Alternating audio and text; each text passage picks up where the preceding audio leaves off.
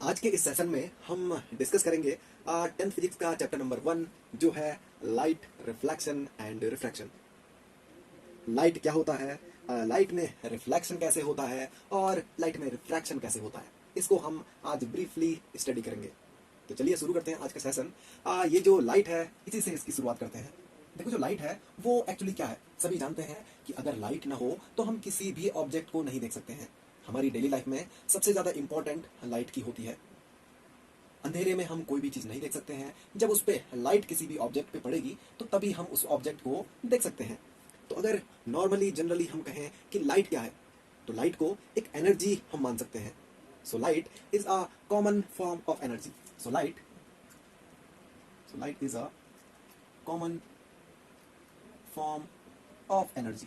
ये एनर्जी की एक कॉमन फॉर्म है, ये एनर्जी की कॉमन फॉर्म है। और इसका यूज क्या है, इसका यूज हम कह सकते हैं कि इसकी हेल्प से हम क्या करते हैं, सभी ऑब्जेक्ट को देख सकते हैं।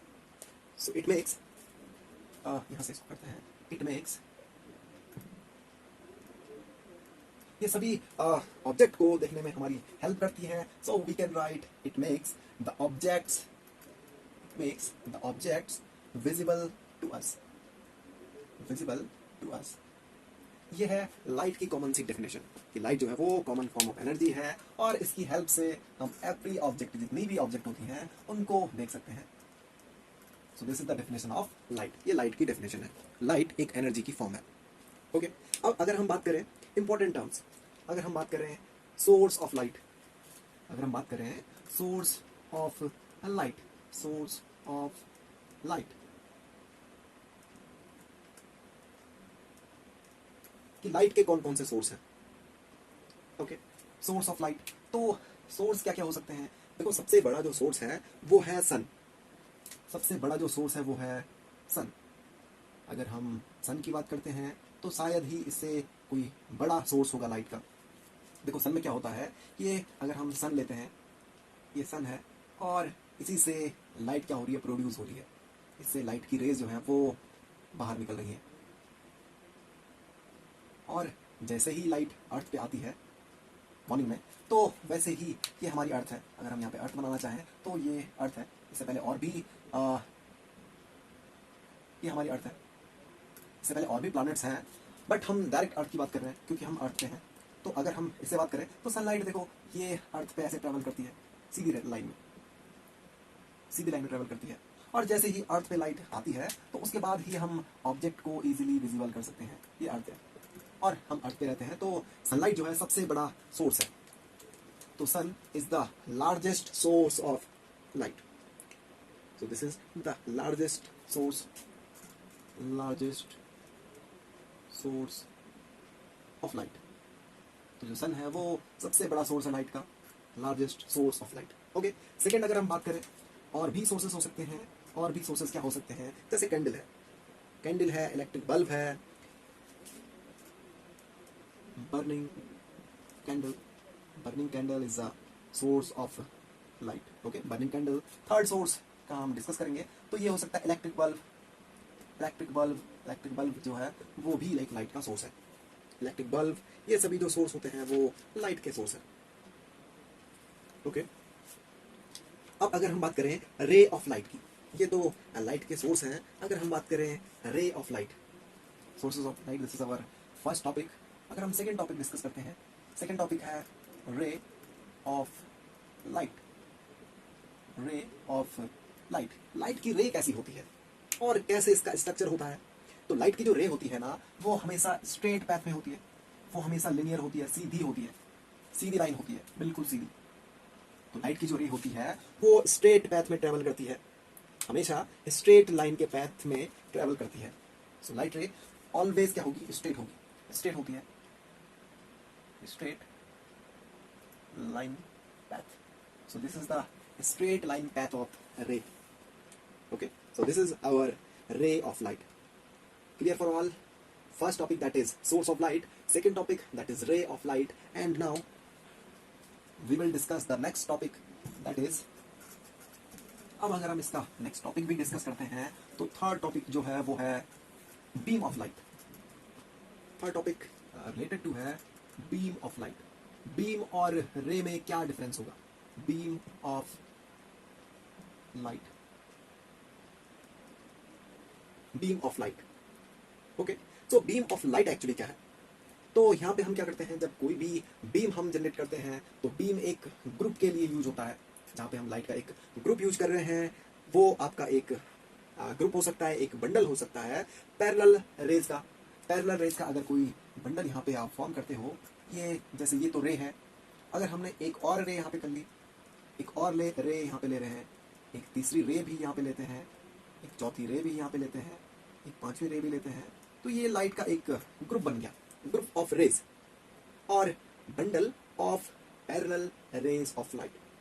So meaning of beam is the bundle or group of parallel rays of light. So we can define a bundle or group of parallel rays of light. Parallel rays of light. Parallel rays of light. So this is our beam. Beam को हम ऐसे define कर सकते हैं. So now we have next topic, that is topic number 4. Topic number 4 जो है वो है nature of light. Nature of light, यानी जो लाइट होता है उसका क्या नेचर होता है, कैसे हम जान सकते हैं कि लाइट किस नेचर की है। तो इस टॉपिक में हम स्टडी करेंगे कि लाइट का नेचर कैसा है। देखो, जो लाइट होती है वो उसमें एक नेचर होता है जो होता है इलेक्ट्रोमैग्नेटिक। तो इलेक्ट्रोमैग्नेटिक नेचर लाइट में होता है। So we can say that जो लाइट है वो एक एनर्जी की फॉर्म है और उस एनर्जी की फॉर्म में इलेक्ट्रोमैग्नेटिक रेडिएशन भी होता है। और ये भी कह सकते हैं कि इलेक्ट्रोमैग्नेटिक रेडिएशन ही लाइट है। तो अगर हम इसमें लिखें, एक लाइन अगर हम लिखना चाहें तो हम कह सकते हैं light is one of the type of electromagnetic radiation. Because जो लाइट होती है ना, उसमें दोनों कंपोनेंट होते हैं, इलेक्ट्रिक फील्ड के भी कंपोनेंट हैं और मैग्नेटिक फील्ड के भी कंपोनेंट हैं। So light is one of the type of electromagnetic radiation. अब अगर हम बात करें कि नेचर ऑफ लाइट और क्या क्या हो सकता है, तो देखो इसमें दो थ्योरीज हैं। फर्स्ट थ्योरी है wave theory of light. Wave theory of light, light की wave theory. Wave theory of light, light की वेव थ्योरी। वेव का मतलब है, वेव आप कह सकते हो एक तरंग। वेव एक तरंग होती है और इस थ्योरी को 1678 एक साइंटिस्ट आते हैं जिनका नाम है हाइगेंस। एक साइंटिस्ट थे जिनका नाम है हाइगेंस। इन्होंने इस थ्योरी को डेवलप किया था, इन्होंने इस थ्योरी को दिया था। और अकॉर्डिंग टू दिस थ्योरी जो लाइट होती है ना, वो एक वेव की फॉर्म में ट्रेवल करती है। अकॉर्डिंग टू दिस थ्योरी जो लाइट होती है वो एक वेव के फॉर्म में ट्रेवल करती है, वेव के फॉर्म में ट्रेवल करती है। Okay, so we can write in this theory light can travel in wave form. Light जो होती है वो वेव की फॉर्म में ट्रेवल कर सकती है या वेव की फॉर्म में ट्रेवल करती है। ये अकॉर्डिंग टू हाइगेंस था। सेकंड थ्योरी भी यहाँ पे आती है। सेकंड थ्योरी जो है वो है electromagnetic theory of light. Electromagnetic theory of light. Electromagnetic theory of light. ये जो साइंटिस्ट थे वो थे मैक्सवेल, और मैक्सवेल ने ये इलेक्ट्रोमैग्नेटिक थ्योरी दी थी। मैक्सवेल की इक्वेशन भी इंपॉर्टेंट है और मैक्सवेल ने ये थ्योरी दी थी 1873। इसके बहुत साल बाद, हाइगेंस के काफी साल बाद 1873 में जो मैक्सवेल हैं, उन्होंने, साइंटिस्ट का नाम है मैक्सवेल, और मैक्सवेल ने ये थ्योरी दी थी। अकॉर्डिंग टू मैक्सवेल ने कहा कि जो लाइट होती है ना, उसमें इलेक्ट्रिक नेचर भी होता है और मैग्नेटिक नेचर भी होता है। इट मीन्स ये इलेक्ट्रोमैग्नेटिक फॉर्म में ट्रैवल करती है। So light propagates as electric and magnetic waves. So light, इनके थ्योरी के अकॉर्डिंग हम लिख सकते हैं कि लाइट प्रोपेगेट्स। प्रोपेगेट्स का मीनिंग है कोई भी लाइट अगर इस यहाँ से यहाँ अगर वो क्या कर रही है, इधर से इधर जा रही है, तो हम उसको कह सकते हैं कि वो एक प्रोपेगेट है। वो एनर्जी को यहाँ से इधर भी लेके जाएगी, जो उसकी एनर्जी होगी, तो वो लाइट का प्रोपेगेशन है। प्रोपेगेशन का मतलब है लाइट का फैलना, प्रसार। और लाइट क्या करती है, अपने साथ कुछ एनर्जी को भी लेके जाती है एक पॉइंट से दूसरा पॉइंट। सपोज ये एक पॉइंट है, ये एक पॉइंट है, तो लाइट लेफ्ट से राइट में अपने साथ एनर्जी को भी कैरी करके चलती है, वो लाइट का प्रोपेगेशन है। तो light propagates as electric and magnetic electric and magnetic waves. Light propagates as electric and magnetic waves. So this is the nature of light. We have two theories: wave theory given by Huygens in 1678, and second electromagnetic theory given by Maxwell in 1873. So I hope this is clear for everyone. So we have next topic, that is propagation. Topic number 5, that is propagation of light. Propagation of light. देखो propagation of light में क्या है, जैसे ही light की wave अगर travel कर रही है एक पॉइंट से, ये पॉइंट है ए, इस पॉइंट से ट्रैवल कर रही है बी पॉइंट तक, तो ये अपने साथ कुछ एनर्जी भी कैरी करके जाती है. इट मीन जो एनर्जी ए पे होगी वही एनर्जी लाइट की वेव क्या करेगी, कैरी करेगी बी पॉइंट तक. तो ये लाइट का प्रोपेगेशन है. प्रोपेगेशन में कोई भी रे होती है तो अपने साथ एनर्जी को भी लेके चलती है, और लाइट की वेव भी ऐसा करती है. जैसे सनलाइट होती है तो उसमें पावर होती है, कुछ पावर हो सकती है यहाँ पे आने पे थोड़ा सा कम हो सकती है, बट एनर्जी को वो अपने साथ लेके ही चलेगी, एनर्जी को कैरी करके ही चलेगी. तो ये है प्रोपेगेशन ऑफ लाइट. अब प्रोपेगेशन में हम क्या लिख सकते हैं, देखो लाइट के प्रोपेगेशन के लिए उसको किसी भी मीडियम की रिक्वायरमेंट नहीं होती है. लाइट को प्रोपेगेशन के लिए किसी भी मीडियम की रिक्वायरमेंट नहीं होती है. So light rays don't require any material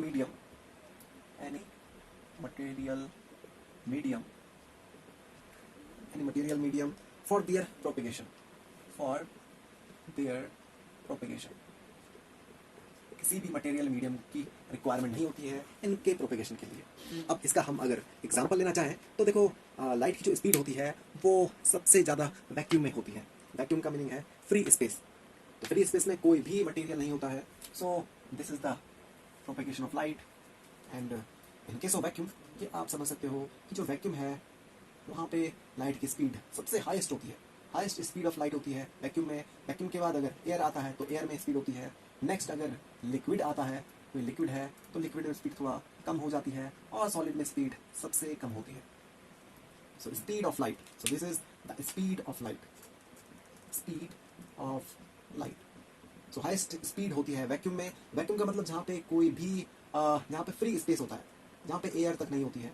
free space जैसे सन और अर्थ के बीच जो स्पेस है वो फ्री स्पेस है. वहाँ पे न तो एयर है न तो कोई भी मटेरियल वहाँ पे नहीं है, तो वो आपका फ्री स्पेस होता है, जिसको हम अंतरिक्ष भी कह सकते हैं. एयर तो आप सभी जानते हो, एयर में लाइट की स्पीड अच्छी खासी होती है. लिक्विड में थोड़ा स्पीड क्या हो जाती है, कम हो जाती है. और सॉलिड में भी स्पीड बहुत कम हो जाती है. कुछ सॉलिड होते हैं जिनसे लाइट क्या होती है, पास हो पाती है, बट कुछ सॉलिड से लाइट पास भी नहीं हो पाती है.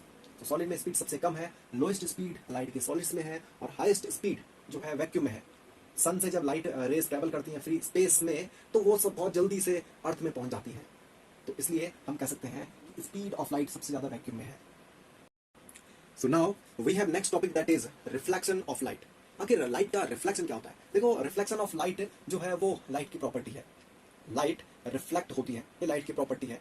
अब कैसे रिफ्लेक्ट होती है और क्या रिफ्लेक्शन का मीनिंग होता है. देखो अगर हम डेली लाइफ की बात करें तो बहुत सारे केसेस हमको देखने को मिलते हैं. जब हम अपना फेस किसी भी मिरर में देखते हैं तो वहाँ पे हमको अपना फेस उसका इमेज दिखाई देता है, तो वो रिफ्लेक्शन ऑफ लाइट है. या कहीं पे कोई रिवर है उसमें हम अपना फेस देख सकते हैं. कोई वाटर है, कहीं पे पानी को भी रखा हुआ है तो पानी में भी हमारा फेस दिखाई देता है, वो भी रिफ्लेक्शन ऑफ लाइट है. अब रिफ्लेक्शन ऑफ लाइट कैसे पॉसिबल है इसको भी समझने की कोशिश करते हैं. लेट्स सपोज ये एक मिरर है, हम मिरर को ही लेके चल रहे हैं बिकॉज हमने मिरर ही इसमें स्टडी करना है मैक्सिमम. ये एक मिरर है और मिरर में हम क्या कर रहे हैं, देखो हमको पता है कि मिरर में बैक साइड जो होती है वो पॉलिश होती है सिल्वर की. और लेट्स सपोज ये एक ऑब्जेक्ट है. ऑब्जेक्ट हम यहाँ पे ले लेते हैं एक कैंडल. ये एक कैंडल है और कैंडल को हमने यहाँ पे प्लेस किया है. इससे लाइट जो है वो ट्रैवल करेगी डिफरेंट डायरेक्शन में, ऑल डायरेक्शन में ट्रैवल करेगी. बट हमको क्या लेना है, हमको मिरर वाली लाइट लेनी है.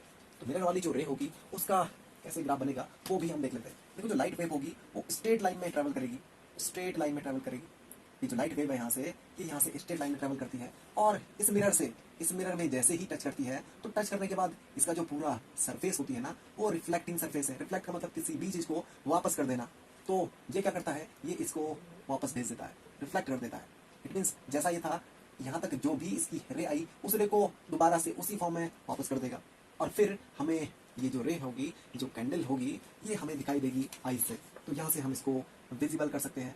तो ये जो फिनोमेना है रेगुलर लाइफ में हम यूज करते हैं ये हम यहाँ से देख रहे हैं, कैन सी फ्रॉम हियर, और ये हम यहाँ से देख सकते हैं, ये है, ये हमारी आई है।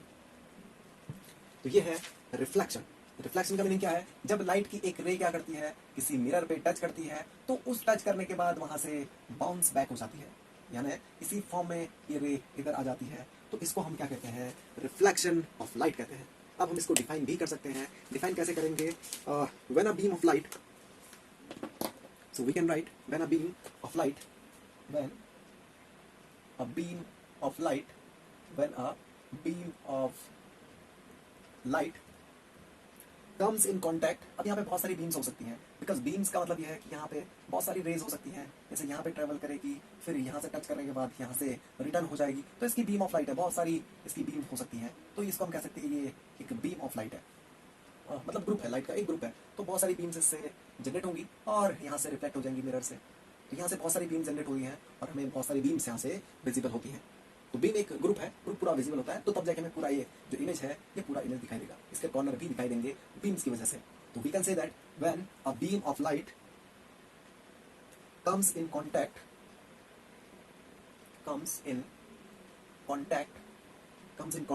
with an object,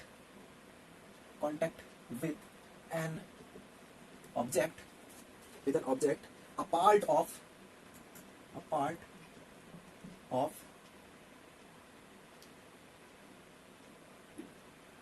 part of all of it gets bounced back.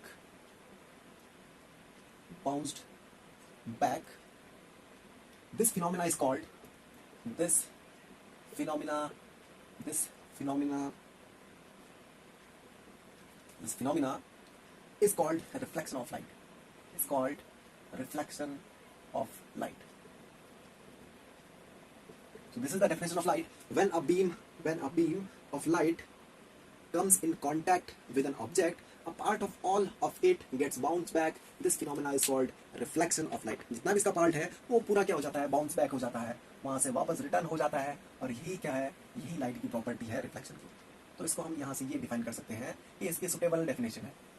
This is the definition of reflection. So I hope ये सबको क्लियर होगा। सो नाउ अभी हम इसके लॉज की बात भी करते हैं, laws of reflection. Laws of reflection, कि रिफ्लेक्शन के क्या क्या लॉज हैं? Laws of reflection. अब देखो, रिफ्लेक्शन अगर हम इसका ग्राफ बनाते हैं तो ग्राफ में क्या पॉसिबिलिटीज हैं और कैसे ये पूरा फिनोमिना यहाँ पे वर्क करता है, ये भी हम देख लेते हैं। तो reflection of light, reflection of light के लिए हम क्या करेंगे? एक सरफेस लेंगे, जो सरफेस क्या करे? पूरी तरह से लाइट को रिफ्लेक्ट कर दे। तो we are taking a surface, ये हम सरफेस यहाँ पे लेते हैं, ये एक रिफ्लेक्टिंग सरफेस है। लेट्स सपोज ये एक मिरर है, मिरर के इस पार्ट पे जहाँ पे पॉलिश होती है उसको हम ऐसे शो कर सकते हैं, इस पार्ट पे पॉलिश है तो इसको हम ऐसे शो करते हैं, और जो उसका दूसरा पार्ट होगा, दूसरी साइड होगी, दूसरा सरफेस है, वहां से लाइट का रिफ्लेक्शन होता है, जैसे मिरर में होता है। अब हम यहाँ पे करते हैं, क्या करते हैं? पहले एक नॉर्मल ड्रॉ करते हैं, नॉर्मल यानी 90 डिग्री का एंगल, एक नॉर्मल ड्रॉ करते हैं। ये 90 डिग्री का एंगल लेफ्ट में भी और राइट में भी 90 डिग्री का एंगल, ये एक नॉर्मल है। अब नॉर्मल से इसका ये पॉइंट है, ये पॉइंट इसका मिड पॉइंट है, मिड पॉइंट को हम ओ कह सकते हैं, ओ इसका मिड पॉइंट है। अब लाइट की रे जो होगी वो कैसे वो करेगी? देखो, कोई भी लाइट की रे जब इस सरफेस पे टच करती है, ये मिरर पे टच करती है, तो इसको हम ये ऐसे शो कर सकते हैं, स्ट्रेट लाइन में ट्रेवल करेगी और यहाँ पे टच करती है। अब टच करने के बाद ये यहाँ से रिफ्लेक्ट हो जाती है, जैसे फिनोमिना था कैंडल वाला, तो उसी तरह से यहाँ से भी ये रिफ्लेक्ट हो जाती है, और रिफ्लेक्ट होने के बाद ये पूरी तरह से यहाँ से हमें विजिबल हो जाती है। लेट्स सपोज कोई भी ऑब्जेक्ट है, कोई भी ऑब्जेक्ट यहाँ पे हम ले सकते हैं। लेट्स सपोज ये कैंडल है, ये एक कैंडल थी यहाँ पे, और कैंडल से हम लाइट को लाइट का रिफ्लेक्शन देख रहे हैं, तो कैंडल से ये रे यहाँ से ट्रेवल हो रही है, और यहाँ पे फिर से हमें कैंडल का एक जो इमेज है वहाँ यहाँ पे दिखाई देगा, ये कैंडल का इमेज यहाँ पे हमें दिखाई देगा।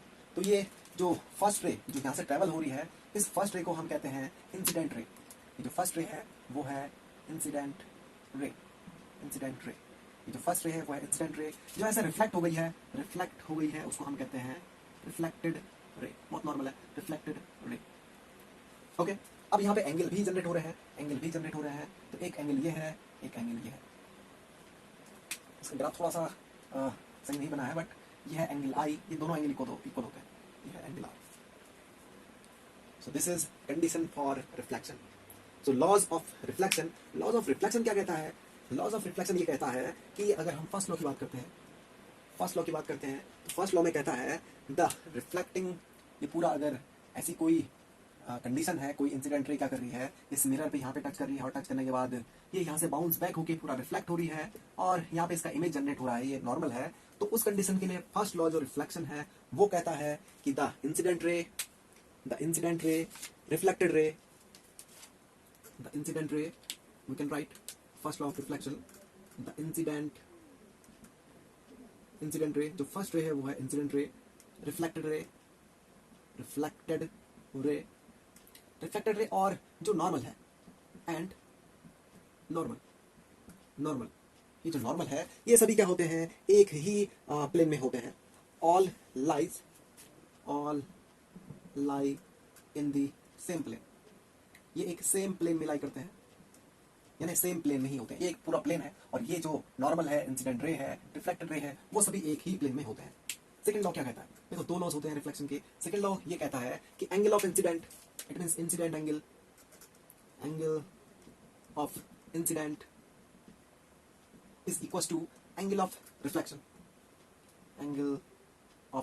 or we can say that reflected angle, yeah, angle of reflection. So angle I, so we can write angle I जो होता है वो होता है angle R के equal. So this is laws of reflection. ये दो लॉ होते हैं रिफ्लेक्शन के लिए और दोनों जो है वो मोस्ट इंपॉर्टेंट है. फर्स्ट लॉ है incident ray, reflected ray and normal. ये है incident ray, reflected ray and normal all lie in the same plane. ये सभी क्या होते हैं, एक ही प्लेन में लाई करते हैं. सेकंड लॉ जो है वो है angle of incidence and angle of reflection equally होते हैं, आपस में इक्वल होते हैं. So I hope it is clear for all, ये आपको सबको क्लियर होगा. ये हमारा रिफ्लेक्शन है.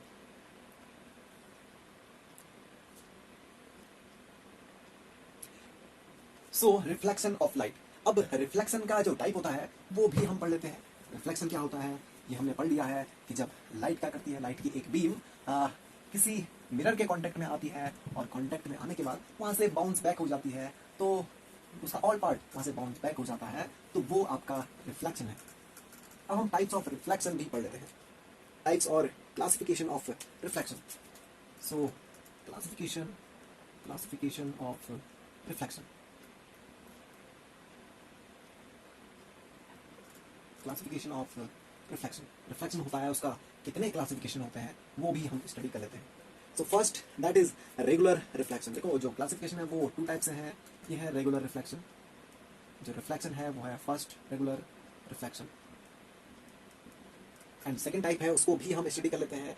रेगुलर रिफ्लेक्शन को हम कह सकते हैं स्पेकुलर रिफ्लेक्शन. एंड जो इसका सेकंड टाइप है उसको हम कह सकते हैं डिफ्यूज्ड. सेकंड टाइप जो इसका है इसको हम कह सकते हैं डिफ्यूज्ड रिफ्लेक्शन. ये दोनों जो हैं वो हमारी डेली लाइफ में यूज होते हैं, दोनों के दोनों डेली लाइफ में यूज होते हैं, तो इसलिए इसकी स्टडी भी हम कर लेते हैं. Diffused reflection. Okay, so in the case of first, देखो फर्स्ट एंड सेकंड हम यहीं पे इसको डिफरेंशिएट कर लेते हैं. रेगुलर रिफ्लेक्शन में क्या होता है, अगर हम बात करें रेगुलर रिफ्लेक्शन की, तो यहाँ पे हम कोई भी मिरर यहाँ पे ड्रॉ कर सकते हैं. ये हमने एक रिफ्लेक्टिंग सरफेस ड्रॉ कर दी है और इस रिफ्लेक्टिंग सरफेस पे, ये जो सरफेस है एक रिफ्लेक्टिंग सरफेस है, यहाँ पे इस साइड पे हमने पॉलिशिंग की है और ये प्रॉपर रिफ्लेक्टिंग सरफेस है. ये एक सरफेस है जिसको हम क्या कह रहे हैं, रिफ्लेक्टिंग सरफेस. स्मूथ जो सरफेस है ये स्मूथ सरफेस. अब इस पे कोई भी रे जब इंसिडेंट करती है, कोई भी रे जब स्ट्रेट लाइन में रे की जो वो होती है उसको आप स्केल से बनाए तो ज़्यादा बेटर बनेगा. ये जो रे है यहाँ पे इंसिडेंट करेगी तो यहाँ से रिफ्लेक्टेड हो जाएगी. फिर अगर सेकंड रे जो होती है, बहुत सारी रेज है, बीम ऑफ रेज है, बीम ऑफ लाइट है, तो ये यहाँ से ये भी रिफ्लेक्ट करती है. तो जितनी भी रेज इस पे आएंगी वो सभी क्या करेंगी, रिफ्लेक्ट करेंगी, वो सभी रिफ्लेक्टेड हो जाएंगी. इसको स्ट्रेट लाइन में बनाते हैं और स्ट्रेट लाइन में यहाँ पे टच करने के बाद ये यहाँ से रिफ्लेक्ट हो जाती है, पैरेलल होंगी, ऑल आर पैरेलल. ये पैरेलल, ये है आपका regular reflection. So this is our specular और रेगुलर रिफ्लेक्शन। रेगुलर मीन्स आपको रेगुलर टर्म में रिफ्लेक्शन मिल रहा है। रेगुलर इट मीन्स एक कंटिन्यूअस, मतलब एक फिक्स इसकी वो है, यहाँ पे टच करेगी तो पूरा का पूरा रिफ्लेक्शन हो जाएगा। सेकंड जो है वो है diffuse reflection. So in case of diffuse reflection we are taking a rough surface. यहाँ पे हम एक रफ सरफेस या ऐसी कोई सरफेस ले लेते हैं और इस सरफेस से भी रिफ्लेक्शन पॉसिबल है, बट और डिफ्यूज रिफ्लेक्शन होगा। ये हमने जो सरफेस लिया इसमें भी पॉलिशिंग है, इसमें भी इस साइड हमने पॉलिशिंग की हुई है, ये भी एक मिरर है, बट ये डिफ्यूज है। डिफ्यूज का मतलब है रफ सरफेस है। कहीं कहीं पे कभी कभी जो मिरर होता है वो धुंधला टाइप का होता है, रफ टाइप का होता है, तो ये है rough surface. Rough surface. So in case of this जितनी भी इंसिडेंट रेस होंगी, जितनी भी इंसिडेंट रे होंगी यहाँ पे टच करेंगी, बट टच करने के बाद ये प्रॉपर वे में रिफ्लेक्ट नहीं होती है। प्रॉपर वे में रिफ्लेक्ट का मीनिंग है कोई इनकी एग्जैक्ट डायरेक्शन नहीं होती है। जैसे यहाँ से तो ये पैरेलल हो जाती है, बट यहाँ से जहाँ पे इसको अगर रफ सरफेस का जहाँ पे जो भी कॉर्नर मिल गया तो वहीं पे ये रिफ्लेक्ट कर जाती है। तो इसका कोई पर्टिकुलर वो नहीं होता है, जहाँ पे जिस पॉइंट पे भी ये वो करती है तो वहाँ से ऐसे रिफ्लेक्ट हो जाती है। कहीं पे भी करेंगी तो ये रिफ्लेक्ट हो जाती हैं उसी डायरेक्शन में जिस डायरेक्शन में सरफेस जो है वो रफ है। तो ये आपका डिफ्यूज रिफ्लेक्शन है। डिफ्यूज और फर्स्ट वाला है regular. So this is our diffused reflection. Diffuse में रेगुलरिटी नहीं होती है, इंसिडेंट रे टच तो करती हैं बट उनकी कोई डायरेक्शन फिक्स नहीं होती है। तो ये आपका डिफ्यूज्ड रिफ्लेक्शन है। अब इस चैप्टर का नेक्स्ट पॉइंट भी हम डिस्कस करते हैं। नेक्स्ट पॉइंट है formation. Next point is formation. Formation. अब हम फॉर्मेशन कर रहे हैं इमेज का। Formation of image. Formation of image due to reflection. Due to reflection. Due to reflection. So image का फॉर्मेशन करना है रिफ्लेक्शन की वजह से। Formation of image due to reflection. So जो इमेज होते हैं वो उसके टू टाइप्स होते हैं, ये भी समझना पहले जरूरी है। Types of images. जितने भी इमेज जनरेट होंगे उनके टू टाइप्स होते हैं। अब टू टाइप्स कौन कौन से होते हैं आप कमेंट करके बताइए कि टू टाइप्स जो इमेजेस के होते हैं वो कैसे होते हैं, कैसे हो सकते हैं। यस यस, टू टाइप्स हो सकते हैं। जब भी हम इमेज को फॉर्म करते हैं रिफ्लेक्शन की वजह से तो उसके टू टाइप्स वहाँ पे निकल के आते हैं। एक फर्स्ट आएगा एंड एक सेकंड आएगा। फर्स्ट जो इसका टाइप है वो है रियल इमेज। फर्स्ट जो इमेज हमारी बनेगी वो एक रियल इमेज होगी, रियल इमेज। और सेकंड जो इमेज होती है वो वर्चुअल होती है, virtual image. Virtual image, real image and virtual image. So ये टू टाइप्स ऑफ इमेजेस हैं। अब रियल इमेज जो होती है वो हमेशा इन्वर्टेड होती है। रियल इमेज जो होती है वो ऑलवेज इन्वर्टेड होती है, इन्वर्टेड। और वर्चुअल इमेज जो होती है वो ऑलवेज इरेक्ट होती है। एक इन्वर्टेड है, रियल इमेज जो है वो इन्वर्टेड होती है। इन्वर्टेड यानी अपोजिट। जैसे हमने ये इन्वर्टेड भी हम समझ लेते हैं। देखो जैसे ये कोई ऑब्जेक्ट है, जैसे हमने कैंडल का एग्जांपल लिया तो हम कैंडल ही यहाँ पे ले रहे हैं। ये कोई एक कैंडल है, कोई एक कैंडल है और इसका हमें क्या करना है, इसका हमें एक इमेज बनाना है। तो ये यहाँ से रे अगर ट्रेवल कर रही है, अगर हमने बीच में कोई भी मिरर यूज किया है तो उस मिरर का इसका अगर ऐसा कुछ जो इमेज बनता है, ऐसा कुछ बनेगा, ऐसा कुछ अगर इमेज बनेगा तो वो आपका इन्वर्टेड इमेज होगा। इन्वर्टेड उल्टा हो गया, देखो ये सीधा था और इसका इमेज क्या हो गया, उल्टा हो गया, इन्वर्टेड हो गया। तो ये आपका इन्वर्टेड इमेज हो जाएगा। और इन केस ऑफ वर्चुअल, वर्चुअल के केस में क्या होता है, वर्चुअल के केस में जैसे आपने ये ऑब्जेक्ट यहाँ पे प्लेस किया है और इस ऑब्जेक्ट से जो बीम ऑफ लाइट है वो ट्रेवल कर रही है इस डायरेक्शन में। आपने किसी भी मिरर को यूज किया और उस मिरर के बाद, उस मिरर को रखने के बाद ये जो इमेज है इसका ये डायरेक्ट बनता है, सीधा बनता है। तो वो आपका वर्चुअल